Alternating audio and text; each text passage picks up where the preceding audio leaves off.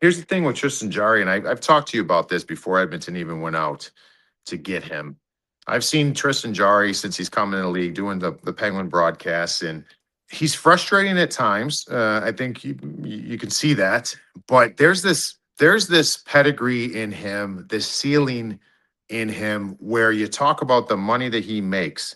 If you're taking anybody in those, this is how I kind of always have viewed him. When you're taking anybody that's in that realm of what he's making dollar wise, I don't think there's a comp that has a ceiling that he has. Now, that's a scary thing because we're talking about a hypothetical ceiling that if he hasn't gotten to it in a long time, what does it matter? Well, the hope is that if you can get the right kind of play in front of him, that can bring that back out.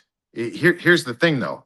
The Pittsburgh Penguins are having success this year. Tristan Jarry looked pretty good in Pittsburgh early on in the year, and things.